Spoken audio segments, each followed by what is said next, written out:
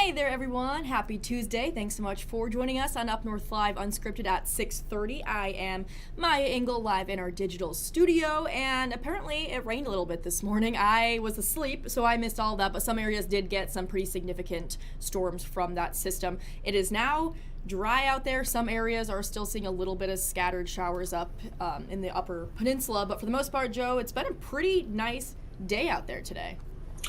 Yeah, we got rid of the rain this morning, and then, it turned out to be a pretty nice one, even a little bit of blue sky this afternoon. I got home, though, last night. You and I did late news. I get home around midnight or so, and you hear an echo on me, Tyler?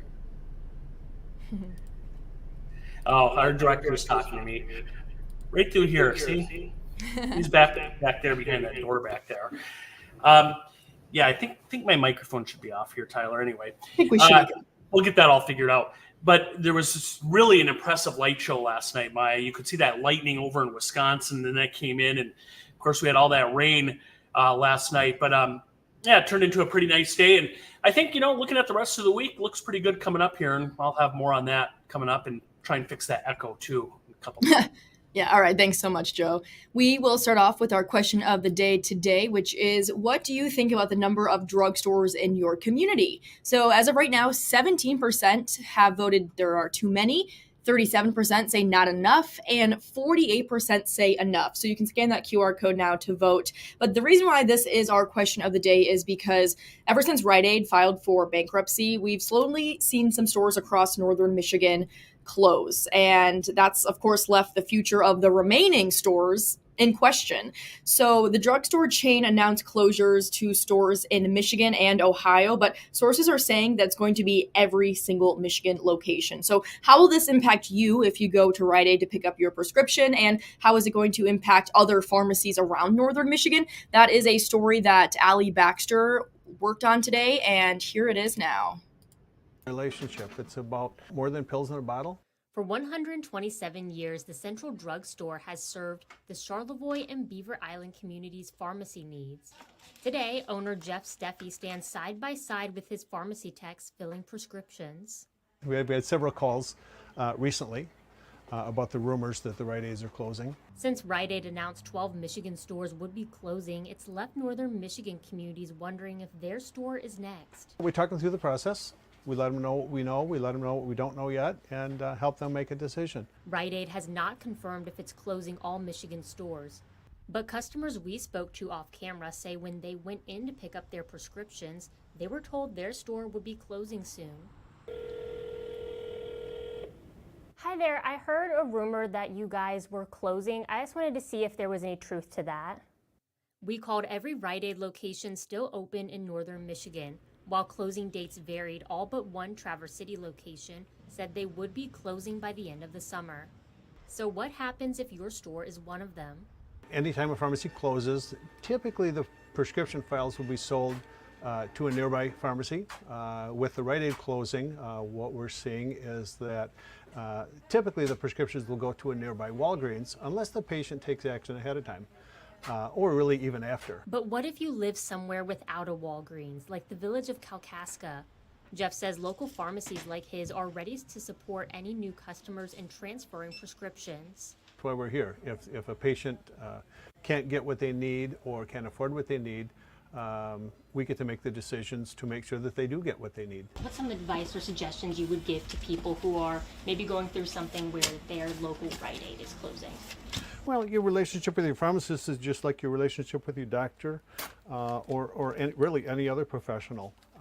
Go in and talk to the store. Go in and interview the pharmacist. Find out what kind of services they offer. And we do know that the distribution center in Oakland County is closing. And of the Rite Aid stores that Allie called today, the only one in Traverse City that had not heard from the company if it is closing is the Rite Aid on East Front Street. All the others have heard that they are indeed closing. So that, again, is why our question of the day is, what do you think about the number of drugstores in your community?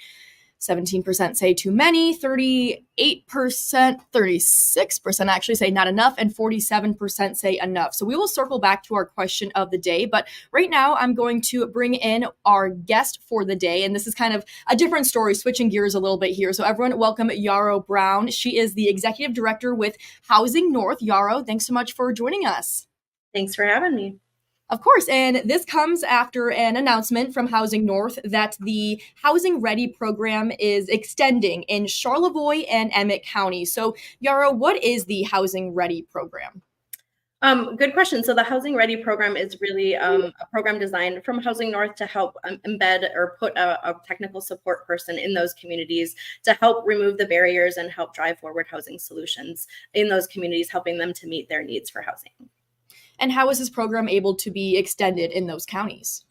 Because of our foundation partners. So in this case, the Petoskey Harbor Springs Area Community Foundation and the Charlevoix County Community Foundation are our key funders. We also have some support from units of government and private individuals as well. And Yarrow, we know the need is great all throughout the entire state for more housing, but do you have any specific stats on how great the need is in Emmett and Charlevoix counties? Well, I believe the need combining both of those counties is for over 5,000 units together. And that does include both rental units and for sale units. But the need is great, across the 10 counties. And the goal is to try to make those housing units affordable to those who live and work here year round and to avoid that long commute time and help people live closer to where they work. Mm-hmm. And what are some of the solutions that Housing North is working towards to make that more possible? A lot of the solutions do involve some new housing tools, which are incentives to help bring in housing. We're also looking at, zoning changes that allow for slightly increased density in certain areas and more than just single family zoning, and then bringing in different funding tools and capacity for those regions to tap into those resources and helping make it easier for those units of government, especially that don't have a lot of staff or capacity, to help build up that capacity around housing. And then what would you say is the impact of this Housing Ready program?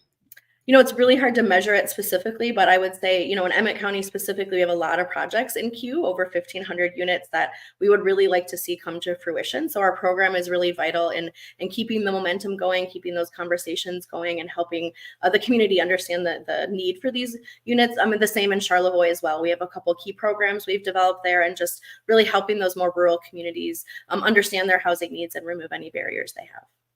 And then how long has this program already been in Charlevoix and Emmett counties?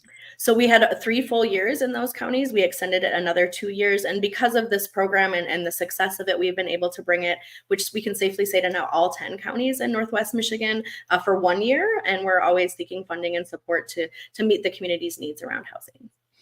And the fact that it is extending a couple more years, what does that say about the program and the need in the community? That our work, doesn't happen quickly or overnight. We say that housing is, a marathon, not a sprint. Mm-hmm. And that there, it does take a lot of time and coordination and collaboration to get a lot of these projects across the finish line, but also to make sure the resources are there to bring them down to a level or at a level that is affordable to a variety of people in our community. And Yarrow, we talked about the Housing Ready program, but I guess I should have probably started with this. For those who don't know, do you want to give a little background information on what exactly Housing North is and what you folks do? Yeah, we cover the 10 counties in Northwest Michigan, and we were formed in 2018 to help remove the barriers to housing through communications and awareness, policy and advocacy, and capacity building. And we are also the regional lead for our statewide housing partnership. So we're helping to coordinate our regional housing plan and drive forward some of those strategies and goals outlined in the plan. And what would you say have been some of the biggest achievements that Housing North has accomplished thus far? I think the biggest thing is being part of the Housing Michigan Coalition and bringing some much needed housing tools to our region that now every unit of government can access if they choose. We brought updated housing needs assessment post-COVID to outline the different housing needs in our region across the income spectrum, and also just building programs and resources so our communities can more easily tap into some of those housing readiness tools and meet the need, if it's ADUs or small square footage units all the way up to multifamily units. This might be kind of an obvious question, but what are some of the burdens or challenges when it comes to finding housing around northern Michigan? Well, housing is really expensive to build, so I would say cost is the biggest barrier. We also have a very low vacancy rate in our region, so while we need market rate units and units across the income spectrum, there just aren't enough for those that currently live and work here and those that would come here. So we are already experiencing a shortage. And then I think the other barrier is that the majority of our zoning is zoned for single family, and we do really need to think about different options to bring in more density around city centers and close to infrastructure. So we can continue to protect our natural resources and the reason people come to our region. Absolutely. And since I know a lot of people during the pandemic kind of left their big cities downstate and other states, and they came up to northern Michigan, have you seen changes in the need for housing ever since that trend? Yes, it's certainly exacerbated it. We Yeah. were already in a housing crisis pre-COVID, and I think it has just, made it more apparent that in order to keep people who live here currently, and then those who want to move here in our workforce, but also those who are, retirees that come here, we need to just have more opportunities for housing across the board. Absolutely. Yarrow, anything else that you want people to know about Housing North or the Housing Ready program? Just to get involved, to learn more, to educate yourself, and to do what you can to help make sure everybody in our community has a place to live. And if people do want to get involved, how can they do that? HousingNorth.org is one place to start, and then looking at your different community foundations or different housing action groups. So the Little Traverse Bay Housing Partnership is in Emmett County, and in Charlevoix has 3 different housing groups in the different cities. So reach out to us and we'll get you connected for sure. Awesome. Well, Yarrow, thank you so much for joining us and for sharing a little more about what Housing North is doing and the Housing Ready program expansion in Charlevoix and Emmett counties. We really appreciate it. Thank you so much for having me. Of course. And I'm going to pull up our question of the day one more time. Again, that is, what do you think about the number of drugstores in your community? I know we kind of just bounced around there, going from the Rite Aid situation to then housing and back to the Rite Aid situation. But we are curious what you think about this. Do you think there are too many drugstores in your community? Do you think there are not enough, or do you think there are enough? And I'm also curious if anyone does go to Rite Aid to pick up their prescription, how they are feeling about all the closures in stores around northern Michigan, and what your plan is once, or if your Rite Aid store is already closed, or once it does close. So you can leave a comment and we will read all of those. But we will take a short break here on UpNorthLive Unscripted right now. But when we come back, we'll check in with Joe for a more in-depth forecast for the rest of the week. So stick around. We'll be back in a few minutes.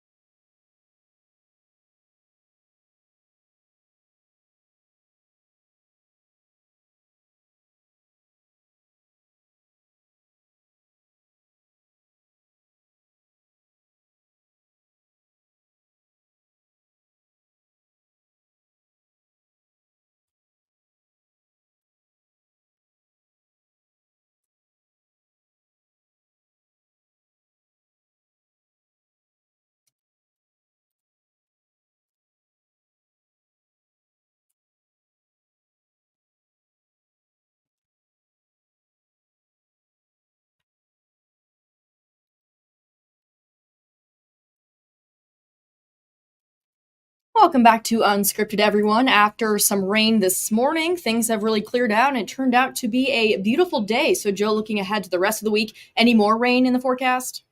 Maybe a couple showers tomorrow, but nothing like earlier today when we had all that rain to start the day today. I think, the rest of the week looks pretty quiet, Maya. So, and the other thing too, comfortable. Yeah. If I said it's going to be 71 and low humidity and the sun will be out, I think a lot of folks would take that. I think so too. That's what we have for Thursday. So Okay. Let's take a look, though. I want to show you a picture from this morning. This was taken in Sheboygan. Keep in mind, sunrise now is just before 6 o'clock. And look at that sky. Oh my gosh. Yeah, this was before some of the storms rolled in. Now, up in Sheboygan, we didn't have any severe weather or anything like that, but that was what the sky looked like at around daybreak. Lynn Coggins sent this one in. Just purple skies. Yeah, That's amazing. Beautiful picture. If you were not up earlier, this is what it looked like on radar. Just this round of storms. Look at, by the way, all that white you see, that's all lightning. Lightning strikes that we had. There was a little bit of damage in parts of Oceana County. That's where kind of the main brunt of this went through. And in this picture right here, you can see the number of lightning strikes there in that blue box. At one point, 1,500 lightning strikes in about a 15-minute period. So there's a lot of lightning with that. We do have another front coming through. So there's the first one down by Detroit. That's what brought the storms last night. But if you look up over Lake Superior, that blue line, that's another cold front coming in. And while temperatures this evening are in the upper 60s, a lot of 70s, few 80s right now, we are going to cool down. Tomorrow, this is around 2 o'clock. Look at the high. Look at Newberry tomorrow. It's late June at 61. Will be your high temperature. A few 70s south. And then tomorrow night, yeah, this is all right. I don't mind seeing some 40s at night. Good sleeping weather. Turn off the AC, get a little breeze through the house. Perhaps that'll be tomorrow night. As far as any rain is concerned, not a lot. A quiet night tonight. Here we are tomorrow. Now, the chance for rain is not zero. Might see a couple passing showers. That's late morning, early afternoon. But I think that's all we're looking at. And a lot of the area will not get any rain tomorrow. And then Thursday, beautiful with dry weather. If you have weekend plans, here's a look at that. Saturday, off and on rain is possible. Our next system, more substantial system, arrives Friday evening, Friday night into Saturday. Still some question, Maya, about how much rain, but we'll see. And then Sunday, partly cloudy. There's the chance for a couple of showers on Sunday. One other thing I want to show you, too, is we have the National Cherry Festival. That's in Traverse City kicking off next week and all through next week. The air show, though, is this upcoming weekend. And again, we've put in the chance for some rain on Saturday. We'll see. Highs will be in the 70s. And then Sunday, it will be cooler, maybe a shower or two. I think of the 2 days, Sunday looks to be the better. But we'll keep an eye on that as we get a little bit closer. And the extended forecast, there's that beautiful day on Thursday. Highs near 70, lots of sunshine. That chance for a little rain Saturday and a couple lingering showers on Sunday. And then next week, Maya, we head into the 4th and July and Independence Day. And we're getting there already. It's coming up quick. I can't believe it. I can't believe the Cherry Festival is already starting this weekend. I know. It feels like it was just Christmas. Right. Time sure is flying. All right. Thank you so much, Joe. We are going to take a short break here on Unscripted. When we come back, we'll check in with Sports Director Harrison Beebe. I believe he is back out at Turtle Creek Stadium for another Pit Spitters game. We'll find out in a few minutes.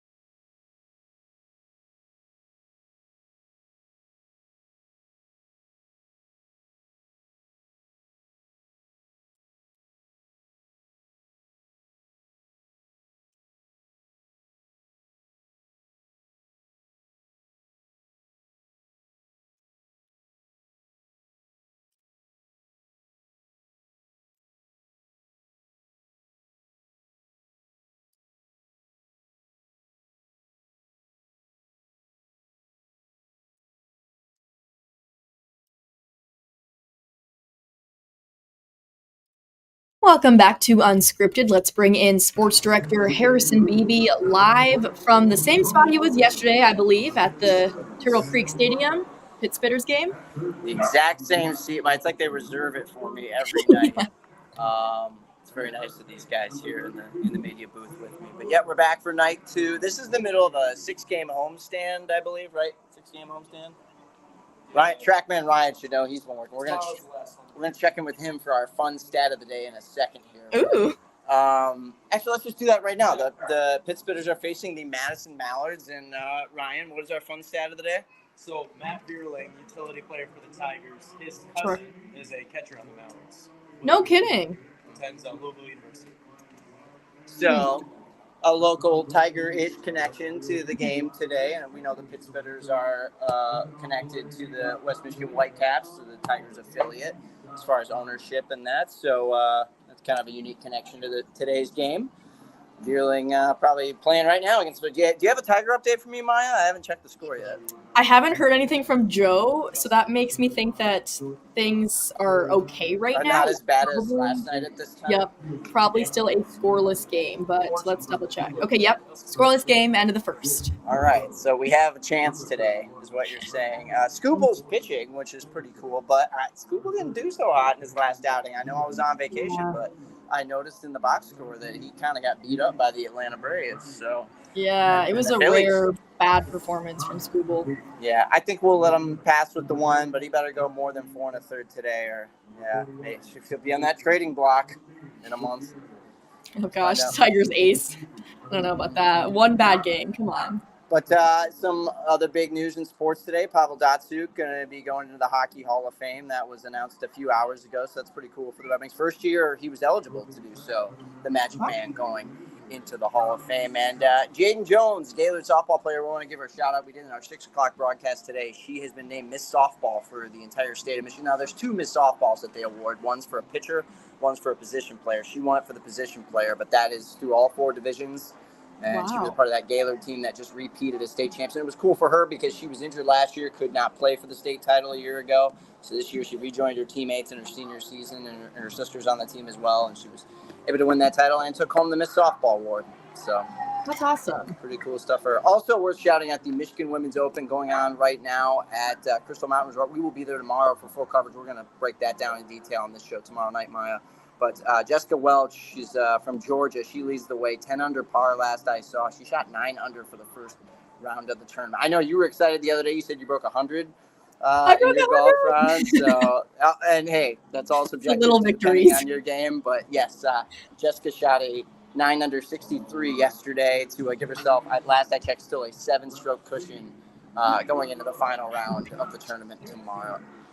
So. Well, Harrison, thank you so much for that and for making me feel like not as good of a golfer as I thought I was breaking 100. Hey, I said it's all subjective, so whatever your goal was to accomplish. Hey, Maya, I have trouble breaking 100 too, so I'm right there with you as far as make that feeling like an accomplishment. We can't all be pros. All right, Harrison, have fun at the Pittsburghers game. We'll see you tonight at 11. We're going to take another short break on Unscripted, but we'll be right back.